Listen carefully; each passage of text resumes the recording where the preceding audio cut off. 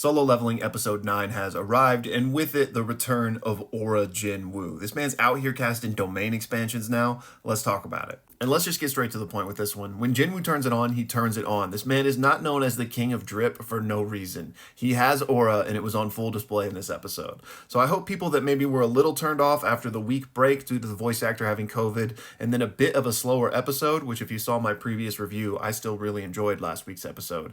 But this one, it was back to being full throttle. We got to see the murderous intent, literally a new skill unlocked from Jinwoo. We'll talk a little bit more about that in a second, but also just what weird timing for this moment where he's doing the, jumping up, getting hype, which is a direct homage to Goku and Toriyama. May the legend rest in peace. But let's rewind a little bit real quick and just set the stage. I really liked this element of the story where you kind of have this morally gray agent as it's presented at first, taking this back alley deal from this distressed father in order to take out these criminals that had attacked his daughter, right? So they're doing something illegal, right? But you can kind of get behind it because the criminals are going to get what's coming to them.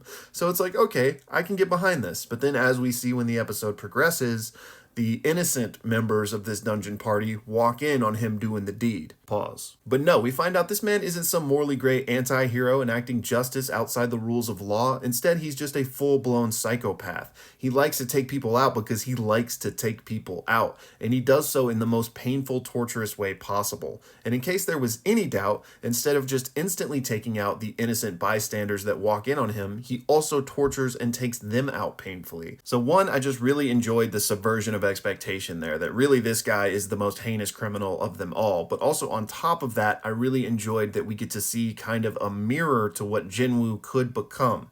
Because as this episode shows us, yet another emotion of Jinwoo dies. Every time he takes a life, he's kind of losing a bit more of his humanity, right? So is that what Jinwoo might become if he continues down this path? It's a very interesting kind of character study moment. And again, when I was first reading the manhwa, this is another moment that really got me in. So now let's talk about this new skill, Murderous Intent. And in the original, this was called Bloodlust, but I think it's just kind of a tomato-tomato situation. They basically mean the same thing, right? And I actually like that they changed it to Murderous Intent because it helps kind of paint the picture of what they're trying to tell in this scene. Again, alluding back to that juxtaposition between Jinwoo and his opponent that I was just talking about, that Jinwoo is turning this on and he is capable of kind of shedding his humanity and getting the job done just as well. And that's when we got this absolutely badass shot. And this did kind of feel like a domain expansion with the way the shadows kind of poured out of Jinwoo, but obviously it's not a domain expansion at all. This move basically is kind of just an intimidation type of move. I mean, as you can see here, it'll probably get expanded upon a bit more as the show goes. But yeah, it's kind of like a psychological